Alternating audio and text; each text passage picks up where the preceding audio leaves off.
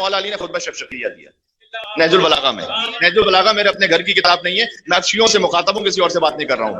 اسی نہج البلاغہ میں میرے مولا نے خطبہ شفشقیہ دیا کچھ لوگوں کے بارے میں، نہج البلاغہ کے معروف ترین خطبات میں سے. اچھا ویسے جو نہج البلاغہ ہے نا، اسے آپ خطبہ شفشقیہ کے علاوہ پڑھیے تو اس کا مذہب پتہ نہیں چلے گا اتنی آسانی سے. سید رضی نے خاص خطبہ شفشقیہ کو شامل کیا تاکہ پتہ چلے کہ کس مذہب کی کتاب ہے یہ. خطبہ شفشقیہ جو ہے نا، وہ دیکھیں مولا کائنات کے کیا فقط یہی خطبات ہیں جو نہج البلاغہ میں بس کمپلیٹ، اس کے علاوہ کچھ نہ کتنی مستدرکات نہج البلاغہ لکھی گئی ہیں. نہج البلاغہ کے آگے کمپلیشنز، ایک جملہ کہہ رہا ہوں، نہج البلاغہ میں مولا علی کے پورے خطبات نہیں ہیں، جملہ عرض کر رہا ہوں. نہج البلاغہ بحر علی کا نام نہیں ہے، کشکول رضی کا نام ہے. نہج البلاغہ مولا علی کے علم کا نام نہیں ہے. نہج البلاغہ اس کشکول کا نام ہے کہ جو بھیک مانگ لی سید رضی نے علی سے. بات پہنچ رہی؟ اچھا اس خطبے کا کون نام ہے؟ خطبہ مقمصہ. ایک تو خطبہ شفشقیہ ہے، ایک ہے خطبہ مقمصہ. مقمصہ کہتے ہیں قمیص سے، کیونکہ مولا نے اس میں قمیص خلافت کا ذکر کیا جو کسی نے پہن لی تھی. یہ آئے گا پہلے ہی جملے میں آئے گا. مولانا کا قمیص خلافت کسی نے پہن لی تھی، اس لفظ سے مقمصہ بھی کہتے ہیں، شفشقیہ بھی کہتے ہیں. شفشقیہ کہتے ہیں کہ آتش فشاں، محاورتاً ترجمہ ہے. شفشقیہ ہر زبان کے کچھ محاورے ہوتے ہیں، اردو میں اس کو لے کر آتش فشاں، اس لیے کہ وہ کیوں خطبہ شفشقیہ لفظ کیوں آیا میرے مولا کی زبان پر، وہ آخر میں سناتا ہوں. اچھا اس پر سب سے بڑا اعتراض یہی ہے علماء اہل سنت کا، تو علی کا خطبہ ہی نہیں ہے. مان لیں گے تو پھر تو بات ہی ختم ہو گئی. اگر مان لیں گے تو پھر کیا آپ کا مذہب ہوا کہ جو چوتھے ہیں وہ پہلے تین پہ تنقید کر رہے ہیں؟ کیا یہی مذہب ہو جائے گا نا؟ تو وہ کہتے ہیں جبکہ علامہ امینی نے اس کے 28 حوالے لکھے ہیں جو سید رضی کے علاوہ ہیں. سید رضی نے تو نہج البلاغہ میں لکھا ہے نا، علامہ امینی نے اپنی کتاب میں 28 حوالے 28 اسناد کے ساتھ لکھا جو سید رضی کے علاوہ ہیں. سید رضی کی جو ولادت ہے وہ 359 ہجری ہے، اور ان کی دنیا میں آمد سے پہلے کی کتابوں میں یہ خطبہ موجود ہے. یہ بات کافی ہے. اچھا خطبہ دیا کہاں تھا میرے مولا نے؟ شیخ مفید نے لکھا ہے کہ یہ خطبہ میرے مولا نے دیا تھا مسجد کوفہ کے صحن میں، جیسے رحبہ کہتے ہیں. رحبہ وہ مقام ہے جہاں میرے مولا مسجد کوفہ کے درمیان خطبہ دیتے تھے. اسی لیے جب مومنین کو تقیے سے بات کرنا ہوتی تھی تو وہ تقیے میں مولا علی کا نام لیتے تھے صاحب الرحبہ. رحبہ کے خطبہ دینے والا علی. تو میرے مولا نے وہاں مسجد کوفہ میں خطبہ دیا. اچھا یہ دیا کب ہے؟ یہ جنگ نہروان کے بعد ہے، اس لیے کہ اس میں جنگ نہروان کا بھی ذکر موجود ہے. یعنی مولا کائنات کی زندگی کا آخری سال ہے، اس میں میرے مولا نے خطبہ دیا. اور بس ایک دلیل اور بھی ہے، سید رضی نے اپنی شاعری بھی کی ہوئی ہے. اگر سید رضی کا اپنا کلام ہے تو ملا کر دیکھ لیجیے.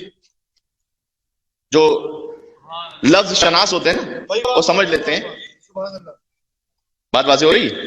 یعنی مطلب خود ہی کو کر بلند اتنا کہ ہر تقدیر سے پہلے خدا بندے سے خود پوچھے بتا تیری رضا کیا ہے. یہ غالب کا شعر ہو ہی نہیں سکتا یہ، کیونکہ غالب کا یہ مزاج نہیں ہے، یہ اقبال کا شعر ہے. لفظ بتلا رہے ہیں کہ اقبال کا شعر ہے. ہزاروں خواہش ایسی کہ ہر خواہش پہ دم نکلے، بہت نکلے میرے ارما لیکن پھر بھی کم نکلے. یہ محسن نقوی کا شعر نہیں ہو سکتا،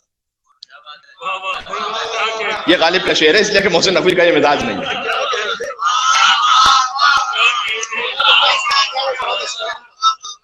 جو مولا علی علیہ السلام کے خطبے ہیں ان کے ساتھ اسے ملا کر دیکھ لیجیے تو برابر ہے. ورنہ سید رضی کی جو شاعری ہے اس کے سامنے خطبہ لکھ رہے ہیں، سید رضی کی شاعری کی کوئی حیثیت ہی نہیں بچے گی وہاں پر، کچھ بھی نہیں ہے جو اس خطبے کی فساد و بلاغت ہے. تمام تر احترام کے ساتھ جو سید رضی کو حاصل ہے، لیکن وہ بھی اس جملے پر میری تائید کریں گے. اچھا تیسرا، باتیں بہت ہیں، وقت بہت کم رہ گیا ہے. مولا کائنات نے کہا آگاہ ہو جاؤ. تقریباً ہو سکتا میں 90-95% خطبہ سنا سکوں، کچھ بیچ میں سے اسکپ کروں گا. آگاہ ہو جاؤ، خدا کی قسم فلاں شخص نے. اچھا یہاں پر میں نے فلاں نہیں کہا، وہ مولا ہی نے فلاں کہا ہے، وہ اپنے شیعوں کے لیے کہا مولا نے. فلاں آگاہ ہو جاؤ خدا کی قسم، یہ مولا علی کہہ رہے ہیں. نہج البلاغہ کا تیسرا خطبہ ترجمہ سنا رہا ہوں اس کا. فلاں شخص خلافت کی قمیص کو کھینچ تان کر اس نے پہن لیا. یار سیلف ایکسپلینیٹری ہے، اس کو بتانے کی ضرورت ہی نہیں ہے.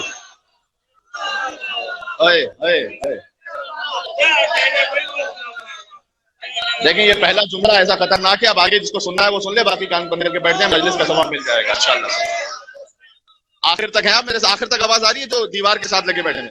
ہاتھ اٹھاتے رہا کریں. تھوڑا تھوڑا ہاتھ اٹھاتے رہا کریں کیونکہ بہت دور تک ہیں آپ، اس لیے مجھے محسوس ہوتا رہے مائک کی وجہ سے کہ آپ تک میری آواز جا رہی ہے.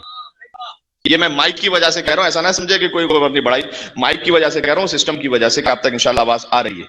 اچھا، فلاں شخص نے خلافت کی قمیض کو کھینچ تار کر پہن لیا. ہائے ہائے ہائے، اگلا جملہ پڑھ کے میں خود ہل گیا.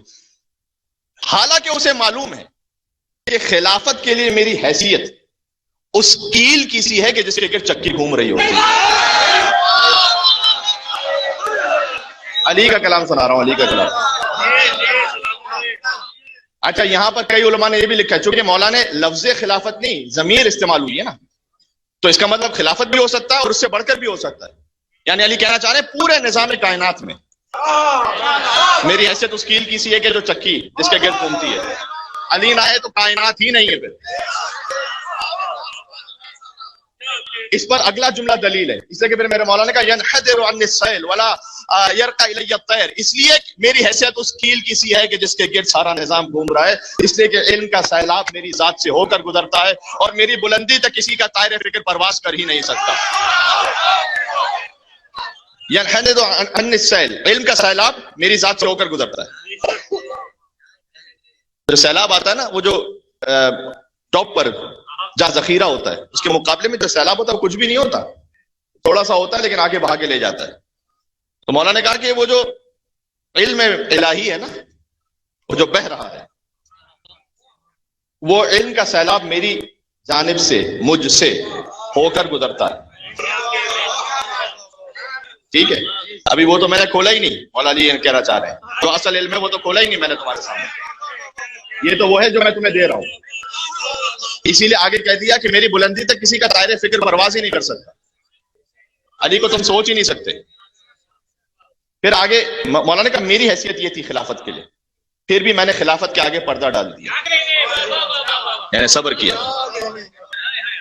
خلافت کے آگے میں نے پردہ ڈال دیا اور اس سے پہلو تہی کر لی، یعنی گریز کر لیا اس سے. اور یہ سوچنا شروع کر دیا کیا مظلومیت علی کی کہ کٹے ہوئے ہاتھوں سے حملہ کر دوں یا اس بھیانک اندھیرے پر صبر کر لوں. تو میں نے دیکھا کہ ان حالات میں صبر ہی قرین عقل ہے، یعنی صبر کرنا میں نے مناسب سمجھا. اس عالم میں نے صبر کیا. وفی العین قضا، میری آنکھوں میں کانٹے تھے. وفی الحلق شجا، میرے حلق میں ہڈی تھی اور میں صبر کر رہا تھا. یہ خطبہ شفشقیہ ہے عزیزوں، کیا بلیغ مثال ہے. اگر حلق میں ایک روٹی کا بھی سخت حصہ پھنس جائے نا، ہم 2 سیکنڈ برداشت نہیں کر سکتے. علی کہہ رہے 25 سال میں نے ایسے صبر کیا کہ گویا میرے حلق میں ہڈی تھی. میں سیدہ کے قاتلوں کو اپنے سامنے دیکھ رہا تھا، میں غاصبین خلافت کو اپنے سامنے دیکھ رہا تھا، میری آنکھوں میں کانٹے تھے، حلق میں ہڈی تھی، میں نے صبر کیا، جبکہ میں جانتا ہوں کہ میری حیثیت خلافت کے لیے اس کیل کی سی ہے کہ جو چکی جس کے گرد گھومتی ہے. سبحان اللہ، یہ ہے علی ابن ابی طالب. سبحان اللہ. تو میں نے صبر کیا اور میں اپنی میراث کو لٹتے ہوئے دیکھ رہا تھا، یہاں تک کہ مولانا نے ترتیب بار اس میں بات کی ہے، خلافت اول پر، پھر دوم پر، پھر سیوم پر، یہاں تک کہ پہلے نے اپنا راستہ لے لیا، یعنی وہ دنیا سے چلا گیا اور خلافت کو اپنے بعد فلاں کے حوالے کر گیا. ٹھیک ہے، اور بے شک دونوں نے مل کر شدت سے اس کے تھنوں کو دھوہا ہے. یعنی یہ امیر المومنین کی مثال ہے. ذاتی منفعت کے لیے خلافت ان تھنوں سے دودھ حاصل ہونا چاہیے تھا جو امت کے لیے فائدہ مند ہو. انہوں نے شدت سے مل کر اس کے تھنوں کو دھوہا ہے. اور اب عالم یہ ہے کہ لغزشوں کی کثرت ہے اور معذرتوں کی بہتات ہے. اب تم یہاں تک پہنچ چکے ہو اور اب اس خلافت کی حیثیت کیفیت ایک سرکش اونٹنی جیسی ہے. اب کہ مہار کھینچو، یعنی اگر کنٹرول کرنے لگے تو ناک زخمی ہو جائے، یہ میرے مولا کہہ رہے ہیں، اور ڈھیل دے دو تو مزید ہلاکتیں ہو جائیں. کیا کریں؟ یہ مولا کہہ رہے ہیں. اب میں نے زمانے خطبے کو اسی لیے میں نے بیان کیا تھا کہ اتنا ٹائم گزر چکا ہے اور یہ سب حالات ہو چکے ہیں. تو مولا کہہ رہے اب حیثیت یہ ہے، جو تم نے اس کا حال کر دیا ہے کہ اب اگر کھینچوں میں سے تو ناک زخمی ہوتے، یعنی معاشرے میں پھر خون خرابہ ہوگا، اور اگر چھوڑ دوں تو اور ہلاکتیں ہوں گی. تو کرے تو کیا کریں؟ خدا کی قسم میرے مولا کہہ رہے ہیں لوگ ضلالت، سرکشی اور بے راہ روی میں مبتلا ہو گئے، اور میں نے بھی سخت حالات میں بہت صبر کیا، طویل مدت تک میرے مولا نے کہا میں نے صبر کیا. بس میں. پھر مولانا کا دوسرا بھی چلا گیا اور خلافت کو ایک جماعت میں قرار دے دیا. یعنی کہ ابھی جماعت فیصلہ کرے گی شورا 6 افراد کی. اس میں مولا علی کا بھی نام تھا. جب دوسرے بزرگ دنیا سے چلے گئے تو انہوں نے 6 افراد کی کمیٹی طے کی تھی کہ تم آپس میں خلیفہ طے کر لینا. اس میں مولا علی کا بھی نام رکھا ہوا تھا. ٹھیک ہے, اس کی بھی مصلحتیں ہوتی ہیں کہ جو سخت ترین دشمن ہے اس کا نام بھی اس میں اس لیے دے دو کہ بعد میں سارا زمانہ ہی کنفیوز ہوتا رہے کہ وہ حقیقت کیا. اچھا, اس میں کون سے مولا نے تو ذکر نہیں کیا, لیکن مثلا مولا علی تھے, اس میں خلیفہ سیوم ہیں, عبد الرحمن ابن عوف ہیں, سعد ابن ابی وقاص ہے, طلحہ ہے, زبیر ہے. یہ 6 لوگ ہیں. مولا نے کہا کہ اس شورا کے نام سپرد کر کے چلا گیا, میرا نام بھی اس میں شامل کر کے. اے آپ کی توجہات. مولا نے کہا مجھ میں کون سا ایپ تھا کہ مجھے ان لوگوں سے ملا دیا تم نے. یہ جملہ ضائع کیا چھوڑ. مجھ میں ایپ ہی کون سا تھا کہ مجھے تم نے ان لوگوں کے ساتھ ملایا. جی, اور میری فضیلت کے بارے میں شک ہی کب تھا کہ ان کی فہرست میں میرا نام شامل کر دیا. پھر بھی میں ان کے ساتھ چلتا رہا. بہت گنجائش ہے کہ یہاں پہ بات ہو سکے لیکن میں وقت نہیں ہے. پھر بھی میں ان کے ساتھ چلتا رہا. لیکن ایک شخص نے اپنے کینے کی وجہ سے, اپنے بغض کی وجہ سے جو اسے مجھ سے تھا, وہ مجھ سے منحرف ہو گیا کہ کوئی خلیفہ بن جائے علی کو تو نہیں بننے دوں گا. یہ تیسری خلافت کی بات ہو رہی ہے. یہ کون ہے؟ یہ سعد ابن ابی وقاص ہے, اسی کا بیٹا عمر سعد ہے. سلسلے وار سلسلے دشمنی آپ کو سمجھ میں آ رہی ہے؟ جو علی کے دشمن تھے انہی کے بچے حسین کے دشمن تھے. پھر بھی کہتے ہو کہ شیر و شکر تھے, کوئی شرم نہیں آتی کسی کو بات کرتے ہوئے. سعد ابن ابی وقاص اور اس کی ماں جو ہے وہ بنی امیہ سے.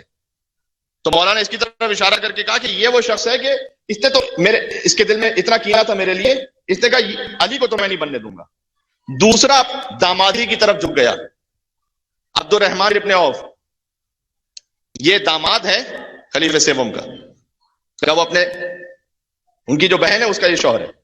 اور کچھ ناقابل ذکر اسباب بھی تھے. یہ میرے مولا نے کہا کچھ ایسے اسباب بھی تھے کہ جن کو میں مولا کہہ رہے ہیں کہ میں نہیں کہنا چاہتے ہیں, کہ جس کے نتیجے میں تیسرا شخص, اب یہ تیسری خلافت کی بات ہو رہی ہے, پیٹ پھولائے اٹھ کھڑا ہوا.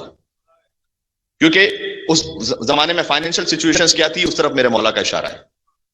اور اس کے ساتھ خاندان والے بھی کھڑے ہو گئے جو مال خدا کو ایسے ہضم کر رہے تھے جیسے اونٹ بہار کی گھاس کو چر لیتا ہے, ایسے کھا رہے تھے وہ. نکال دو نہج البلاغہ سے اس خطبے کو اگر نہیں ماننا تو.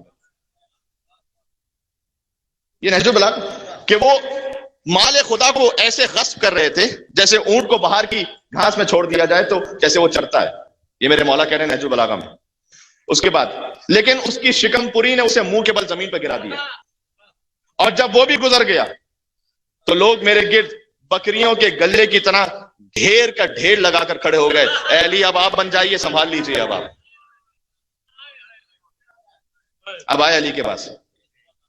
ٹھیک ہے, اس شدت سے ہجوم تھا کہ حسن اور حسین کچلے جا رہے تھے لوگوں میں. یعنی اتنے لوگ بھیڑ بنا کر آ گئے تھے کہ علی اب آپ سنبھالیں. بسط تمہارے بسط اسرار میں نے خلافت قبول کر لی. آئے کیا کیا کہوں یہاں پر. علی نے جب خلافت قبول کی نا, پہلے تو علی نے کہا کہ تمہاری دیوی خلافت کی حیثیت, اس کرسی خلافت کی حیثیت علی کی نگاہ میں اس پھٹی ہوئی جوتی سے زیادہ ہے. سن لینا آخر تک جہاں جہاں تک مجمع موجود ہے. کیوں علی نے کہا تھا کہ اس پھٹی ہوئی جوتی سے زیادہ حقیر ہے؟ اس لیے کہ خلافت کی کرسی پر حق بھی آیا تھا, باطل بھی آیا تھا. اس جوتی میں سوا حق کے قدم کے کوئی اور آیا ہی نہیں تھا.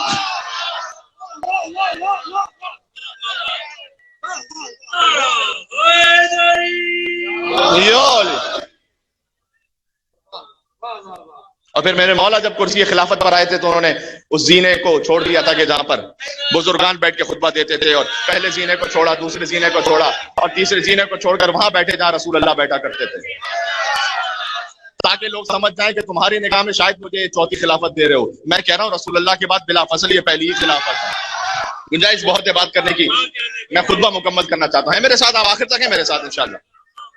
ٹھیک, تو مولا نے کہا کہ تمہارے بسط اسرار میں نے خلافت لی. تو ایک گروہ بیعت توڑ کر نکل گیا, یہ جنگ جمل والوں کی طرف اشارہ ہے. دوسرا دین سے ہی نکل گیا, یہ صفین والوں کی طرف اشارہ ہے. تیسرا فاسق و فاجر ہو گیا, یہ نہروان والوں کی طرف اشارہ ہے. یہی اس بات کی دلیل ہے کہ نہروان کے بعد یہ خطبہ ہے. ٹھیک ہے, چونکہ دنیا ان کی نگاہ میں آراستہ ہو چکی تھی. جس کی نگاہ میں دنیا اہم ہو جائے نا وہ علی کی ولایت پہ پھر باقی نہیں رہ سکتا. یہ پیغام ہے آج کے لیے, سن لیجئے گا. دنیا کی تعریف کر چکا ہوں, ہر وہ شے کہ جو آپ کو علی کے راستے سے ہٹا دے وہ دنیا ہے. آپ کا مال آپ کو علی کے راستے سے ہٹا دے وہ دنیا ہے. شہرت علی کے راستے سے ہٹا دے وہ دنیا ہے. میری ابا قبا اما مجھے علی کے راستے سے ہٹا دے وہ بھی دنیا ہے. ان لوگوں نے میری بیعت اس سے توڑی کہ ان کی نگاہ میں دنیا آراستہ ہو گئی تھی. کبھی بھی دنیا داری میں ایسا نہ مبتلا ہو جائے گا کہ اپنے دین کو چھوڑ دو, علی کی ولایت کو چھوڑ دو, حق کے راستے کو چھوڑ دو. یہ پیغام ہو گیا. علی کے خطبے سے بڑھ کے کوئی پیغام ہو نہیں سکتا. اس کی چمک دمک نے انہیں گمراہ کر دیا. اس خدا کی قسم, خطبہ مکمل کر رہا ہوں, جس نے دانے کو شگافتہ کیا اور ہر ذی روح کو خلق کیا. اگر لوگوں کا ہجوم نہ ہوتا اور انصار کی حجت نہ ہوتی اور اللہ نے اہل علم سے یہ عہد نہ لیا ہوتا کہ خبردار جو ظالم شکم پوری کرے یعنی کرپشن کرے, اشارہ مولا کا کسی کی طرف ہے, اور مظلوم اگر بھوکے رہیں تو چین سے نہ بیٹھنا. اگر اللہ نے مجھ سے عہد نہ لیا ہوتا, کیونکہ اللہ نے مجھ سے عہد لیا تھا کہ اگر وہ ظالم ظلم کر رہے ہیں اور مظلوم بھوکے رہنے پر چین سے تو بھوکے ہیں تو خبردار اے علی, گویا میں اب اس کو تشریح کر رہا ہوں کہ اللہ نے عہد لیا تھا کہ چین سے نہ بیٹھنا. اگر یہ عہد نہ لیا ہوتا تو میں خلافت کی رسی کو اسی کی گردن پر ڈال کر وہیں ہنکا دیتا آگے. اور جاؤ, اس اونٹ کا مجھ سے کیا کام ہے جس پر تمہارے لوگ بیٹھے, اس کا مجھ سے کیا کام ہے؟ خلافت کی رسی کو اسی اونٹ پر اسی کی گردن میں ڈال کر ہنکا دیتا میں اور آگے بڑھا دیتا. آخری جملہ ہے اور بہت اہم ہے, میرے ساتھ ہیں آپ. اگر اللہ نے یہ عہد نہ لیا ہوتا تو میں خلافت کی رسی کو اسی کی گردن میں ڈال کے ہنکا دیتا اور اسے آگے بڑھا دیتا.